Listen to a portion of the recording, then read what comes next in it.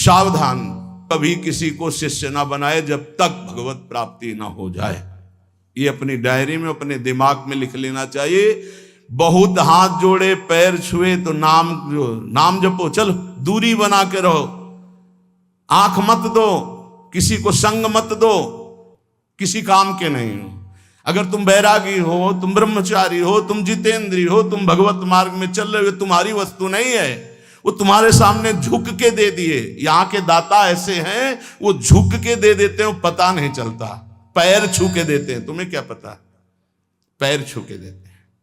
भाई जी महाराज चरण छू रहे हैं, राधा बाबा को चरण छूते छूते दे दिया। जो बाबा बाद में समझ पाए, आजीवन उनके यही है, समझ पा गए ना, तो तन मन प्राण न्यौछावर कर दिया भाई जी के ऊपर। आजीवन जहां भाई जी वहीं, अगर चिता लगी तो वहीं टीन छवा लिया, बलिहार। ये समझ, मेरे लिए इतना विपरीत संसार का के आप हाथ जोड़ोगे, झुकोगे, वो आपको रौंदेगा और आपकी आज्ञा का पालन नहीं करेगा। वो आपकी शेर दृष्टि बनी रहे, वो पक्का परमार्थी बन जाएगा, पक्का निकल जाएगा। और अगर ये कि यार कहीं घबरा न जाए, आजा, हाथ मिला और दुलार करके लात मारेगा तुम्हारी आज्ञा पर, लिख लो, वो तुम्हारी बात पर लात मार देगा। इससे शरीर पे लात मारना सहज होता है, आज्ञा पर लात मारना सबसे बड़ी बात होती है। एक गुरुजी का शरीर दर्द कर रहा था, शिष्य शरीर सेवी था, कहा बेटा आज बहुत शरीर में दर्द हो रहा है, हाथ से कुछ असर नहीं हो रहा, चढ़ जाओ शरीर पर, दबा दो। हे गुरुजी, नरक जाना है, मैं नरक भेजने की बात कहते हो, हम पैर से आपके शरीर में। अरे बोले बेटा आप जवान में लात मार दिया, पर पैर में, ये शरीर में क्या, जवान में लात मार दिया। अरे गुरु का शरीर है, चाहे पैर से दबाओ, चाहे आप कह दो यहां खड़े हो जाओ, अभी खड़े हो जाएंगे, क्योंकि मेरा शरीर थोड़ी है, तो आपका है, आप आज्ञा करें, आपको जैसे सुख मिले। मैं नहीं, संसार का विपरीत स्वरूप है। इसलिए उपासक बहुत सावधान। प्रायः बड़े बड़े महापुरुषों को यहां से रो के जाना होता है। क्यों? ये संसार की कटुता है। गड़ासा खा के जाना होता है, डंडे खा के जाना होता है, पर भगवान के भी पार्षद हारने वाले नहीं। तुम पीटोगे वो तुम्हें परम पद प्रदान करेंगे। इसीलिए सदैव उनका यश गाया जाता है, पर हृदय सदैव इस बात का पश्चाताप होता है कि इस जीव को अपनी सदगति के विषय, वो बिच्छू है, बिच्छू, वो डंक मारेगा, डंक मारेगा, उसे निकालना है। बड़ा विचित्र है। फिर ये लगता है कैसे कैसे जीव हैं, उनको सतमार्ग के लिए प्रेरित करो, उनको सतमार्ग की व्यवस्था करो, उनको सतमार्ग जीवन का जो धरोहर है दे दो, पर वो लात ही मारेंगे, वो अवहेलना ही करेंगे। कैसे कैसे कल्याण हो, कैसे परम मंगल हो, वो इस विचार में है, और उनको लगता है मैं कुछ हूं, इसी से पतन हो जाता है। तो जब तक भगवत प्राप्ति नहीं, तब तक झेल नहीं सकते संसार के भाव को। ये हम आंतरिक भाव कहते हैं, हमसे बाहरी व्यवहार तो किसी से है ही नहीं। इसलिए सावधान सब साधकों से, गृहस्थ विरक्त, आपको अवसर मिला है नहीं, बाद में आप पछताओगे। अभी दुलार मिल रहा है, निकल चलो माया से। और अगर इस दुलार की अवहेलना की तो तिनकर काल रूप में भ्राता, कुष्मादपि कोमलानी, वज्रादपि कठोराणी, ये शब्द याद रखना। अगर आज्ञा का पालन करते हो तो कुसुम से भी कोमल है हमारी सरकार, और यदि उल्लंघन करोगे तो उनके प्रीतम तिनकर काल रूप में भ्राता, तो वज्रादपि कठोराणी। फिर कह रहे हैं करुणानिधि हैं, पर की बात कहा वो सुनत नहीं, वो फिर नहीं सुनते, फिर नहीं सुनते। ध्यान रखना, अभी अवसर उन्होंने ही दिया है, संत समागम का अवसर प्रभु ने दिया है। जब द्रवै दीन दयालु राघव तो साधु संगति पाइए, बढ़िया अवसर है, निकल चलो। कथा, चर्चा, सत्संग, ये सिर्फ आपके लिए हो रहा है, ध्यान रखना। आज अवसर है, निकल चलो, हमारी बात मान लो, प्रार्थना मान लो। गुरु परोसता है सच्चिदानंद नाम, सच्चिदानंद रूप, सच्चिदानंद लीला, सच्चिदानंद धाम। क्या पसंद करोगे? इसी भांड को पसंद करोगे। ये मलमूत्र बनाने की फैक्ट्री है, चाहे जितना बढ़िया जूस डालो, चाहे जितनी बढ़िया सामग्री डालो, 6 घंटे में दुर्गंध युक्त। इससे प्यार, उसी दुर्गंध द्वार से निकले हैं, उसी मलमूत्र के भांड में पले हैं, और फिर उसी में पैदा होने के लिए आचरण कर रहे हैं, फिर उसी गर्भ में जाएं, फिर उसी मलमूत्र के बीच में रहें। कैसी विवेक बुद्धि है। अगर निकाल करके नाम रूप लीला धाम में तो तुमको ये पसंद नहीं आ रहा, वही पसंद आ रहा है, वही मलमूत्र के शरीर में आ सकती। शास्त्र के वचन भगवान की आज्ञा है, और उस आज्ञा पे चलोगे तो तुम्हें अनुभव होगा कि भगवान तुम्हारे अनुकूल है। वो कभी प्रतिकूल हो ही नहीं सकते, मंगल भवन है। लेकिन विपरीत आचरण करने के कारण तुम्हारी विपरीत बुद्धि अनुभव कराती कि भगवान प्रतिकूल हैं, गुरु भगवान प्रतिकूल हैं। ऐसा नहीं होता। इसलिए बहुत संभल करके, बहुत थोड़ा जीवन है और उसको अगर संभाल के निकाल ले गए तो भगवान की प्राप्ति सहज में हो गई। वो मार्ग मिला है जो बड़े बड़े योगियों के लिए भी दुर्लभ है। ये वृंदावन रस, इसमें विशेष साधना नहीं, इसमें केवल अनन्यता है। राधा राधा राधा मेरी लाडली, पार हो जाओगे।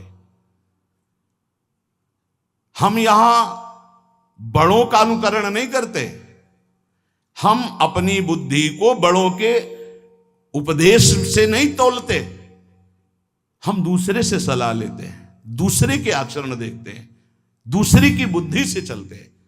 बड़े कौन हैं? गीता जी, भागवत जी, और महाभागवत जो गीता भागवत को अपने जीवन में धारण किए, उनकी बात नहीं। हम देखते हैं उन नीच पुरुषों की बात जो नीचता के आचरण करते हुए भ्रष्ट होते हुए जा रहे हैं, उनकी बात देखते हैं, उनकी बात सुनते हैं, उन्हीं के आचरण करते हैं। ये बातें पकड़ लोगे कभी फंसोगे नहीं।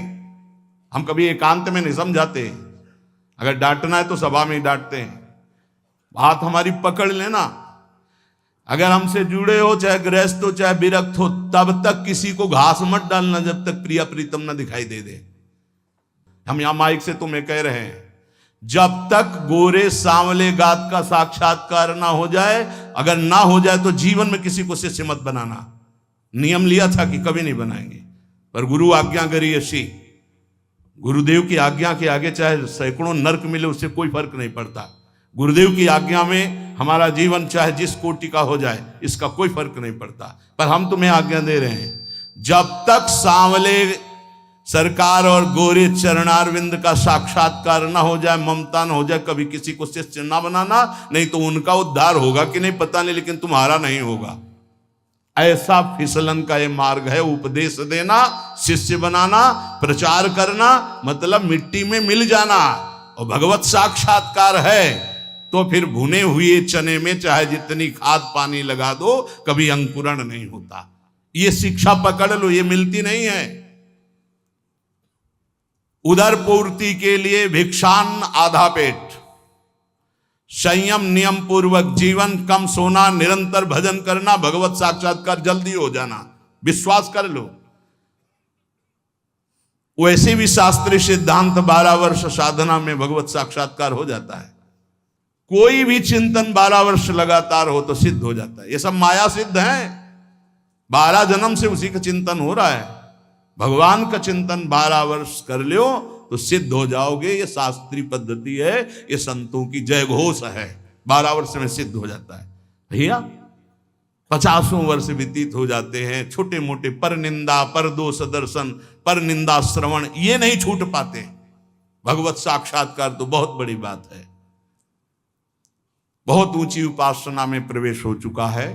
ये सर्वोपम उपासना है, जहां प्रिया प्रीतम के चरणारविंद के आश्रय मात्र से महाप्रेम रस का अनुभव होता है। भगवान नाम समस्त प्रकार के सुखों को देने वाला है, महाप्रभु चैतन्य देव कहते हैं। पर यदि आप भगवान नाम का जाप भी करते हैं और किसी वैष्णव के मन को दुखा दिया है, तो चाहे जितना जाप कर लें वो आपको आनंद प्रदान नहीं करेगा। महाप्रभु की बात। नाम जापक नाम के प्रभाव से, भगवान की कृपा से महात्माओं का संग प्राप्त करता है। यह पहली कृपा होती है। महात्माओं की कृपा से नाम निष्ठा प्रकट होती है। नाम जप की बहुत जोर की निष्ठा होती है। सावधानी ये रहे कि किसी भी महात्मा के प्रति, भगवत प्रेमी के प्रति अपराध न बन जाए। भक्त को देखकर उसकी किसी बाहरी बात में दोष दर्शन कर लेना, निंदा कर देना, ये सब नहीं होना। महाप्रभु इस पर बहुत जोर देते थे कि देखो, तुम भूल कर किसी भी भगवत भजन करने वाले की कैसी भी वृत्ति हो, उसकी निंदा मत करना, उससे द्वेष मत करना, ये महापाप है। अगर ऐसा करोगे तो नाम का प्रताप तुम्हें नहीं मिलेगा। जिस पर दोष दर्शन हो जाए उसकी चरण रज लेके माथे पे रखो। महाप्रभु ऐसा आदेश करते हैं, अपने सिर में उसकी चरण रज रख लो तो क्षमा हो जाएगा। और यदि कोई भक्त है, भगवान का नाम जप करता है, बड़ा मलिन भेष, बड़ा ऐसे पागल जैसा, कभी उसकी उपेक्षा मत करो। ये वृंदावन है, यहां एक से एक ऐसे तुम्हें विक्षिप्त दिखाई देंगे जो प्रिया प्रीतम में डूबे हुए हैं और बाहरी। हमने कई महापुरुषों के दर्शन किए, एक तो भगवंदस और एक थे कि पेपर का टुकड़ा ही लिए रहते थे। बस वैसे पेपर का टुकड़ा सामने रखते थे, जहां खड़े तो बस तंबा लगाए, बनियान पहने, पेपर का टुकड़ा। मैं तो बिल्कुल पागल। रोज परिक्रमा लगाते थे, रोज वही पेपर का टुकड़ा, दूसरा नहीं। एक दिन अब स्वभाव में ऐसे था परिचय बनाना, ऐसे महापुरुषों नजदीक गए, घूम गए पेपर के से, महाराज दंडोत, पेपर और दृढ़ता हुई, हाँ हाँ, क्योंकि पुराने गंगा किनारे के महापुरुषों के हाथ से पले हुए तो पता है सिद्धों की कैसी गति होती है। महाराज बहुत समय से देख रहे हैं, एक ही पेपर का टुकड़ा हो ऐसे, तो थोड़ा हटाइए और कृपा करके देखिए। ऐसे देखा, नशे में आंखें, भागवतिक नशे में घूर्णित नेत्र उनके। क्या बात है, क्या जानना चाहते हो? वो जानना नहीं चाहते, जानना तो ठीक है, लेकिन हम आपके दर्शन करना चाहते थे, ये क्या लीला है। तो उनका जगत से बचने के लिए साधु को कोई न कोई बाहरी ऐसी लीला रखनी चाहिए जिससे आकर्षण ना हो। बस इतने जानना था, आप मस्त रहिए। एक महात्मा को देखा 5 जगह से बाल कटे हुए, ट्रांजिस्टर रखा हुआ ऐसे, गोद में ट्रांजिस्टर, तमाल के नीचे यहां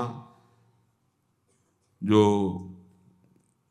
गोरे दाऊ की कुंज है इसके आगे, जब देखे तब बैठ, कच्चा परिक्रमा मार्ग था, नजदीक बैठ गए। तुमका गाना तो सुनते नहीं आप, और बीड़ी पीते नहीं क्योंकि बिना जली लगी, और 5 जगह से बाल जैसे किसी ने किसी को दंड दिया हो। क्या लीला है? बोले तुम्हें क्या मतलब? मतलब नहीं, पर आपसे पूछ रहे हैं ऐसे। बोले कैसे लगते हैं? तुमका पागल जैसे। बोले इसीलिए। बोले इसीलिए। एक महात्मा 2 नाव पत्तल जितने मिलते वो बोरा लिए रहते, उसमें डालते रहते, फिर बिछा देते, फिर डालते रहते। उनका महाराज इसका क्या मतलब है? तो उनका कैसे लग रहे? उनका लग तो ऐसे ही रहे आप जैसे कोई पागल आदमी ऐसे समेटता हो फिर बिखेर देता हो। बस हर चेष्टाएं महात्माओं की बाहरी पुरुष पकड़ ना पावे, उनकी बाहरी पुरुष पकड़ ना पावे, और स्थिति निरंतर। जब एक दिन उन महात्मा को सोच में पड़े हुए देखा जो बोरा वाले, तो उनका दूर रहना, दूर। तुमका क्यों महाराज जी? दवा लेना अति अनिवार्य है, आपकी हालत खराब। का प्रारब्ध भोग क्षय हो रहा है, दूर जाओ। बात भी मत करो प्रियता की, दूर जाओ। एक बोरा, एक लंगोटी और हाफ नेकर, क्या पहुंचानोगे? कैसे जालोगे? ये वृंदावन है, बहुत होश में। यहां ऐसा न समझना कि अगले पगले घूम रहे हैं, प्रिया प्रीतम के प्रेम रस में निमग्न है। तो यहां महाप्रभु चैतन्य देव के वचन, जो नाम जापक का अपराध कर देता है, चाहे जितना नाम जप करे, उसके अंदर आनंद नहीं हो सकता। अभेद भक्ति कोई निषेध नहीं है, शास्त्र सम्मत है, क्योंकि समुद्र ही तरंगायमान हुआ है, कोई दूसरा तो है नहीं। पर तरंग में इतनी सामर्थ्य नहीं कि वो समुद्र प्रकट कर दे। समुद्र में ऐसी सामर्थ्य करोड़ों तरंग प्रकट कर दे। तो समुद्र है श्री कृष्ण और तरंग है सब ब्रह्म ऋषि। वो प्रभु का चिंतन करके, जैसे भक्ति सूत्र में लिखा हुआ है, देवर्षि नारद जी ने कहा है, तस्मित तज्जने भेदा भावा। भगवान और भगवान के भक्त में अभेद हो जाता है, अर्थात जो भगवान वही भक्त हो जाता है। जानत तुम्हें तुम्हें हो जाए, सिद्धांत सिद्धांत है। ब्रह्मविद ब्रह्म भी भवति, वेदांत दर्शन में है। पर यह नहीं हुआ कि तरंग समुद्र को प्रकट कर दे, ऐसा नहीं हो सकता। समुद्र में प्रकट हुई और समुद्र में लय हो गई तो अब समुद्र हो गई वो, पर तरंग की सत्ता नहीं कि वो समुद्र प्रकट कर दे। समुद्र में ऐसी लाखों तरंगें होती। ऐसा महाप्रभु चैतन्य देव ने बताया कि भगवान शंकराचार्य जी ने ही ये लिखा है। तो उनका ये तो आचार्य का विनोद है। अच्छा, ये आचार्य का विनोद है, और ये आचार्य का विनोद नहीं है जो आप निर्विशेष ब्रह्म की बात कर रहे हैं।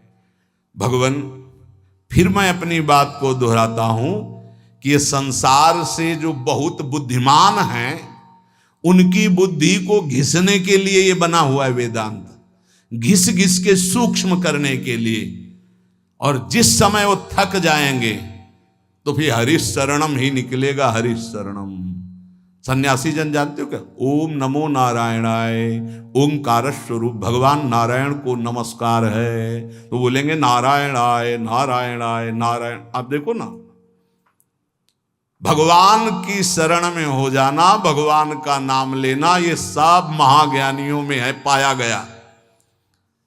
हृदय की शांति देखो, सामने श्री प्रबोधानंद जी जो प्रकाशानंद जी के रूप में उनसे कह रहे हैं, हृदय की शांति हुई। श्रद्धावान लभते ज्ञानम तत्परा संयतेन्द्रिया ज्ञानम लब्ध्वा परम शांति मचरेणाधिगच्छति। परम ज्ञानी हो क्या शांति हुई आपको? ये तर्क, ये वितर्क, ये निंदा, ये स्तुति, ये शांति के लक्षण हैं। क्या आप सब कुछ भूलकर कभी अपने में स्थित हुए भगवान शंकराचार्य जी की भांति? अब सभा में जब महाप्रभु बोल रहे तो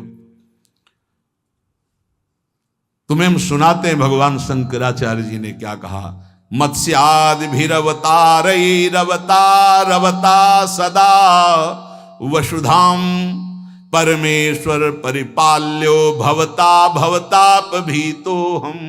ये आद्य गुरु भगवान शंकराचार्य जी बोल रहे हैं कि आप जैसे मत्स्य आदि अवतार धारण करके पृथ्वी की रक्षा करते हैं, भक्तों की रक्षा करते हैं, तो हे श्री कृष्ण, संसार ताप से संतप्त हुआ मैं आपकी शरण में आया हूं। आप सच्चे हृदय से मैं कह रहा हूं कि मेरी रक्षा कर लीजिए। ये क्या है? प्रकाशानंद जी ने कहा कि यथार्थ में तो आप कुछ भी कहें, लेकिन जगत असत्य है और जीव ब्रह्म है। जो लोग ये नहीं समझते हैं वो अज्ञानी हैं। ये भगवान शंकराचार्य जी ने कहा है। ये प्रार्थना, ये विनय तो व्यवहारिक है आचार्य की। जीव का परम लक्ष्य है मोक्ष प्राप्त हो जाना। प्रकाशानंद जी, अज्ञान का नाश होकर ब्रह्म स्वरूप में स्थित हो जाना, यही परम लक्ष्य है। प्रभु ने हाथ जोड़कर कहा, महाप्रभु चैतन्य देव, आप ज्ञानी हैं, आप पंडित हैं, आप शास्त्रज्ञ हैं, आप गुरु पद पे बैठे हैं। भला आपके सामने मैं क्या बोलूं? किंतु मैं फिर कहूंगा, मैं तर्क की बात नहीं कह रहा, हृदय की बात कह रहा हूं। विचारों को परिष्कृत कर लीजिए। चाहे आत्म प्रेम हो या श्री कृष्ण प्रेम हो, तभी विश्वास, तभी श्रद्धा, तभी साधना सार्थक। क्या आपको आत्म प्रेम हुआ? यदि आत्म प्रेम होता तो आत्मा के सिवा और कौन है? किससे तर्क कर रहे हो? किसकी निंदा की अभी तक? क्या रति की उपलब्धि हुई? आत्मरति? अब भी मान जाओ, प्रेम ही चरम लक्ष्य है। ये वाणी का विषय नहीं है, ये हृदय से होता है। और आपका हृदय अभी आवरण से युक्त है, आम के आवरण से। डॉक्टर के सामने बैठे हो, क्या चलेगा? आप अपने को सिद्ध मानते हैं कि आप प्रेम सिद्धि मिली, जो स्वतः सिद्ध वस्तु है, क्या आपके अंदर जागृत हुई? क्या वो साधनों से प्राप्त होती है या कृपा से? और यदि कृपा से, तो फिर ये तर्क वितर्क मस्तिष्क प्रधान ये क्यों? केवल भगवान शंकराचार्य जी ने बुद्धि को पवित्र और सूक्ष्म करने के लिए भाष्य की रचना की है। हृदय तो उनका किस प्रेम में स्थित है आपने देखा है। श्री प्रकाशानंद जी से चैतन्य महाप्रभु कहते हैं, आपको हम बता रहे हैं भगवान शंकराचार्य जी क्या कह रहे हैं। काम्योपासनयार्थयन्त्यनुदिनं किंचित फलम स्वेप्सितम केचिद स्वर्गमथापवर्गमपरे योगादि यज्ञादिभिः अस्माकं यदुनंदनाघ्रियुगल ध्यानावधानार्थिनां किम लोकेन दमेन किम नृपतिना स्वर्गापवर्गैश्च किम। प्रबोध सुधाकर नामक ग्रंथ में आद्य गुरु भगवान शंकराचार्य जी कह रहे, बहुत लोग प्रतिदिन अनेक कामनाओं की प्राप्ति के लिए उपासना करते हैं और मनोवांछित फल पाते हैं। कुछ लोग यज्ञ आदि तपस्या के द्वारा स्वर्ग की प्राप्ति चाहते हैं। बहुत लोग योग आदि ज्ञान के द्वारा मुक्ति की चाह करते हैं। किंतु हमें तो नंदनंदन श्री कृष्ण के पादारविंद के ध्यान में तत्परता पूर्वक संलग्न रहने से जो प्रेम सुख मिलता वो किसी में नहीं है। हमें उत्तम लोकों से क्या, हमें नृपति से क्या, हमें इंद्र पद से क्या, हमें मोक्ष पद से क्या। हम तो सांवले अरुण तलवे में, सांवले सरकार के अरुण तलवे में अपने चित्त को लगाकर परमानंद में मगन हैं। अब आप इसको क्या कहेंगे जो भगवान शंकराचार्य जी कह रहे हैं। और चैतन्य महाप्रभु जब ये श्लोक कह रहे थे तो आंखों से अश्रु बह रहे थे और रुक रुक के कह रहे थे। ये दृश्य और ये श्लोक सुनकर पसीना पसीना हो गए प्रकाशानंद जी। और महाप्रभु तो हा कृष्ण भावावेश एकदम आ गया। उनके निज जन थे, कोई सभा में अब हिम्मत नहीं कि एक शब्द बोल सके। प्रकाशानंद जी पसीना पसीना हो रहे, आश्चर्यचकित हो रहे। अब उठे और जो उनको पंखा डुलाया जा रहा था उससे पंखा लिया और महाप्रभु के स्वयं ऐसे ये सब सन्यासी देखकर आश्चर्यचकित हुए कि जो परास्त्र करने के लिए तर्क कर रहे थे वही सेवा में। सभी सन्यासी प्रकाशानंद जी की ये दशा देख करके आश्चर्यचकित हो गए। इतना कट्टर सन्यासी वेदांती और सेवक थे, कह देते हवा करो, लेकिन पंखा ले लिया और स्वयं महाप्रभु चैतन्य देव के जे ही वो हवा कर रहे थे तो जो महाराष्ट्री ब्राह्मण महाप्रभु से नाचने लगे, हरि हरि हरि श्री हरि। बड़ी कृपा हो गई, कृपा हो गई, क्योंकि निंदा करते थे, आज पंखा कर रहे हैं। प्रकाशानंद जी के अंदर मन में आता, अरे चरण पकड़ ले, चरण पकड़ ले। साक्षात प्रेमावतार श्री कृष्ण ही सन्यासी रूप में है, तू इनके चरण पकड़ ले, क्षमा मांग ले। इनको निंदा की है, इनको कटुवचन बोला है, किंतु अब भी प्रतिष्ठा का थोड़ा काफी तो हट गया, क्योंकि स्वयं पंखा कर रहे, पर चरण पकड़ने की हिम्मत नहीं हुई। हृदय से बार बार चरणों की तरफ देखते मन आता कि दौड़ के लौट जाऊं, पर फिर शिष्य है ना, बहुत ही प्रतिष्ठा बहुत ही खतरनाक होती है। तो बड़ी कृपा है बड़े महापुरुष की कि इतना बड़ा किला प्रतिष्ठा का टूट गया नहीं, बहुत बड़ा आवरण है। लोक लज्जावश समाज के बस चरण तो नहीं पकड़ पाए, पर हृदय टूट गया। महाप्रभु कृष्ण कृष्ण कृष्ण, फिर बाह्य शुद्ध हुई और हाथ जोड़ा और एकदम खड़े हो गए और वहां से चल पड़े। प्रकाशानंद जी थोड़ी देर बाहर तक छोड़ने गए और चरण चिन्हों को देखते रहे। और जब सब सन्यासी इधर उधर हुई तो चरण रज लेके कि अब इससे तो वंचित ना हो, चरण रज जेव ही लगाई, बांध टूट गया। अंदर गए और कमरा बंद कर लिया मठ का, और रोने लगे कि हे श्री कृष्ण, हम पर कब कृपा होगी, ये कब हमारा ज्ञानाभिमान प्रतिष्ठा, कब हमारी ये नष्ट होगी। प्रभु मुझे निकालो इस प्रतिष्ठा और ज्ञानाभिमान से। गौरांग महादेव दो हैं, गौरांग महाप्रभु और महादेव स्वरूप प्रकाश, मानो हरिहर का आज स्वरूप प्रकाशित हो गया।